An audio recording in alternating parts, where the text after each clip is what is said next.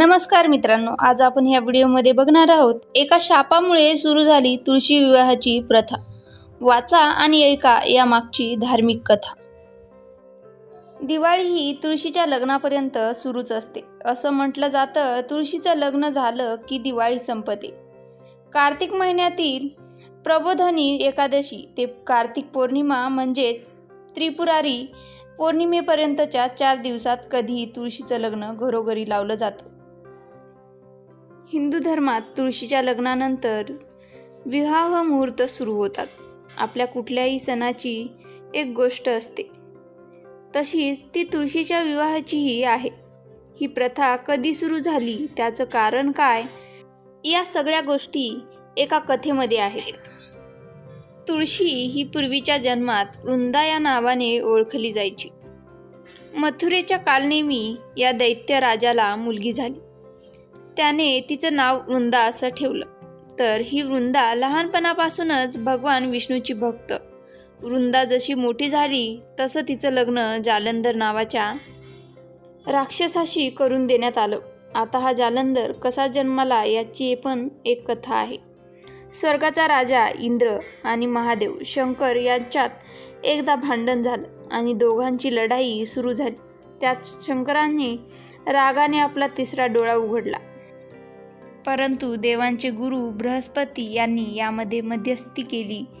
त्यांनी शंकरांची विनवणी केली की यातून कोणताही विध्वस्त घडवू नका, इंद्राला माफ करा. शेवटी शंकरांनी त्यांच्या विनवणीला मान दिला आणि आपला डोळा एका समुद्रावर केंद्रित केला व डोळ्यातील आग तिथे सोडली. त्यातून एक राक्षस बाळ जन्माला आलं.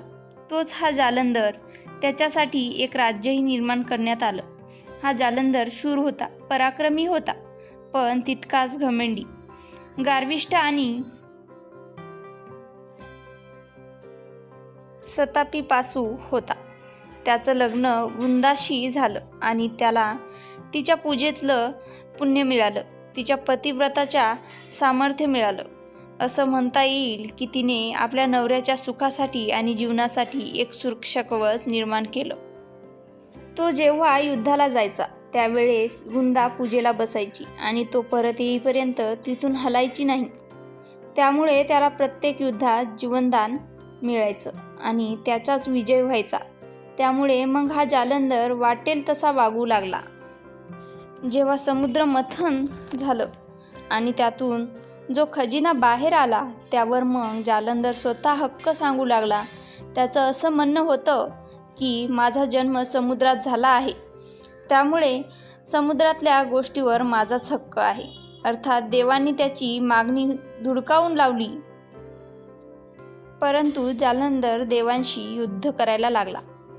त्यांच्या पराक्रमामुळे आणि वृंदाच्या तपश्चर्येमुळे तो देवावर वरचढ होऊ लागला.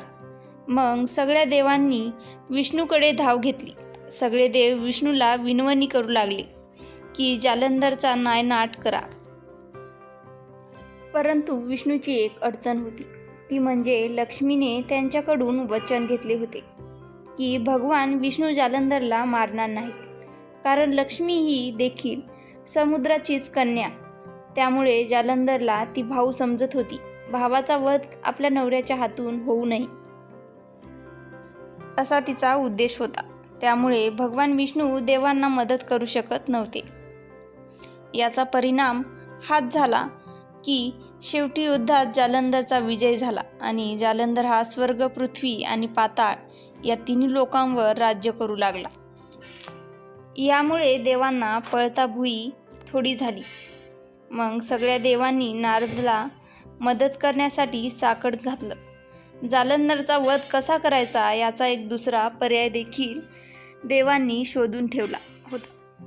केवळ भगवान शंकरच जालंधरचा वध करू शकत होते. परंतु भगवान शंकर स्वतःहून युद्ध करणार नव्हते. म्हणूनच शंकरांनी युद्ध करावं यासाठी देवांना नारदाची मदत हवी होती. नारद देवांना मदत करायला तयार होते. ठरल्याप्रमाणे नारद जालंधरला भेटायला गेले आणि तिथे त्यांचं बोलणं सुरू झालं. नारदांनी त्यांच्याकडे असलेल्या सगळ्या गोष्टी बघितल्या. नारदांनी त्यांचं कौतुक केलं, पण म्हणाले की हे सगळं छान आहे, पण जालंधर तुझ्याकडे कैलास पर्वत नाही. आणि नारदाने कैलास पर्वत किती सुंदर आहे याचं वर्णन करायला सुरुवात केली. त्याचबरोबर देवी पार्वतीच्या सौंदर्याचं वर्णन केलं. नारदाचे ते सगळे बोलणे ऐकून घमंडी जालंधरला वाटायला लागलं, जगातल्या सगळ्या चांगल्या गोष्टी आपल्याकडे असाव्यात, कैलास आपल्याकडे असावा आणि पार्वतीही आपली व्हावी. आणि मग हव्यासापोटी जालंधर कैलास पर्वतावर चालून गेला. तो युद्धाला आला म्हणून भगवान शंकरांनी देखील युद्ध चालू केले. दोघांमध्ये घनघोर युद्ध सुरू झाले. तसा शंकराचा पराभव करणे कोणालाही शक्य नाही, परंतु रुंदेच्या पूजेमुळे जालंधरचा वधही करता येत नव्हता. जालंधरला कोणतंही रूप घेण्यासाठी विद्या अवगत होती. युद्ध करता करताच त्याने शंकराचे रूप धारण केले आणि तो पार्वतीकडे जाऊ लागला, परंतु पार्वतीने शंकराच्या रूपातील जालंधरला ओळखले आणि तिने जालंधरवरती हल्ला केला. जालंधर पळून गेला. मग पार्वती विष्णूकडे गेली आणि म्हणाली, जालंधरने आता मला फसवायचा कसा प्रयत्न केला तसाच तुम्ही वृंदाबरोबर करा. तिकडे वृंदा आपल्या नवऱ्याच्या विजयासाठी आणि दीर्घ आयुष्यासाठी पूजा करत बसलेली होती. जालंधर येईपर्यंत ती पूजेतून उठणार नव्हती. सगळे देव विष्णूचा धाव करू लागले, परंतु यामध्ये विष्णूला वृंदाला फसवायचं नव्हतं, कारण ती त्याची निस्सीम भक्त होती. परंतु तिकडे युद्धात जालंधरची हार देखील गरजेचे होते. म्हणून मग शेवटी देवाच्या विनंतीला मान देऊन विष्णूंनी जालंधरचं रूप घेतलं आणि ते जालंधरच्या राजवाड्यात वृंदा पूजेला बसली होती तिथे गेले. जालंधरला तिथे पाहून वृंदा पूजेवरून उठली आणि तिने जालंधरच्या पायाला हात लावून नमस्कार केला. पण यामध्ये तिची पूजा भंग झाली आणि तिकडे शंकरांनी जालंधरचा वध केला आणि जालंधरचे तोंड राजवाड्यात येऊन पडले. वृंदेला कळून चुकले की आपल्यासमोर जालंधर म्हणून जो उभा आहे तो जालंधर नाही. म्हणून तिने विचारलं की माझ्यासमोर उभा आहे तो कोण आहे. मग विष्णू आपल्या मूळ रूपात परत आले. विष्णूंना तिथे पाहून वृंदाला कळून चुकले की आपल्याच देवाने आपल्याला फसवले आहे. म्हणून वृंदा चिडली आणि तिने विष्णूला शाप दिला की तुम्ही हद्दशून्य दगड आहात, तुम्ही आता दगडच होसाल. त्याबरोबर विष्णू दगड झाले. त्याला शाळीग्राम असे म्हणतात. बघता बघता हा शाळीग्राम मोठा होऊ लागला आणि सर्व जग व्यापू लागला. त्यामुळे संपूर्ण ब्रह्मांडाला धोका निर्माण झाला. मग परत सगळे देव आणि लक्ष्मी देखील वृंदेची प्रार्थना करू लागले. शेवटी जगाच्या कल्याणासाठी वृंदेने आपला शाप मागे घेतला. जालंधरचं तोंड आपल्या मांडीवर घेऊन वृंदाने अग्नीत प्रवेश केला. तिची जळून राख झाली. त्या राखेतून एक वनस्पती बाहेर आली. तिचंच नाव विष्णूंनी तुळशी असं ठेवलं. त्यानंतर विष्णूंनी तुळशीला वरदान दिलं की तुळशीबरोबर नेहमी शाळीग्राम असेल. तुळशीचे रोप प्रत्येक घरात लावलं जाईल आणि त्याची पूजा केली जाईल. विष्णूला जे काही अर्पण केलं जाईल त्यावर तुळशीपत्र असेल. म्हणूनच असं मानलं जातं की तुळशीपत्र ठेवलेली कोणतीही वस्तू विष्णूपर्यंत पोहोचते. मग ते नैवेद्य असो, दान दिलेलं धन असो किंवा आणखी काही. ही घटना कार्तिक महिन्यात घडली. म्हणूनच या दिवसात तुळशी विवाह केला जातो. हा तुळशी विवाह करताना तुळशीला सौभाग्याची लेणी दिली जातात. लग्नाचे सगळे विधी केले जातात आणि लग्न लागल्यानंतर फटाक्याची आतषबाजी देखील केली जाते.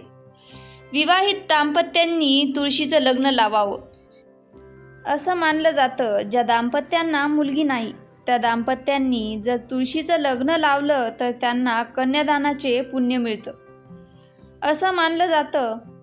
आता ही कथा आणि प्रथा जर पाहिली तर काहींना हा पुराणातला फोलपणा आहे असेही वाटेल. वृंदा जर इतकी नवऱ्याच्या सुखासाठी झटत होती तर आपल्या नवऱ्याने चांगलं काम करावं यासाठी तिने का प्रयत्न केले नाहीत असेही वाटू शकते. किंवा काहींना देवांच्या गोष्टीतही स्त्रीला दुय्यम स्थान आहे असंही वाटू शकतं. पण या सगळ्या गोष्टी बाजूला ठेवून जर आपण विचार केला तर आपल्या लक्षात येईल की बहुगुणी तुळशीचे औषधी गुणधर्म माहीत झाल्यामुळेच आपल्या पूर्वजांनी तुळस घराघरात असावी असा विचार केला असावा. परंतु ही औषधी वनस्पती आहे आणि घरात लावावी असं सांगितलं तर लोक लावतील याची खात्री नाही. यामागे काही धार्मिक अधिष्ठान लावलं की ते मात्र पाळलं जातं हे लक्षात आल्यामुळे अशा प्रकारे तुळशीचं महत्त्व जपलं गेलं असावं. या सगळ्यामध्ये एक गोष्ट मात्र छान वाटते की भारतीय संस्कृतीत आपल्या रोजच्या जीवनात येणाऱ्या प्रत्येक गोष्टीबद्दल आदर व्यक्त केला जातो. आपल्या सभोवतालच्या पर्यावरणाचाही विचार केला जातो. वटपौर्णिमेला वडाची पूजा होते, पोळ्याला बैलाची पूजा होते, तुळशी विवाहाला तुळशीची. आपल्या आनंदात आपले सण उत्सव साजरा करण्यात आपण आपल्या पर्यावरणाचाही समावेश करतो.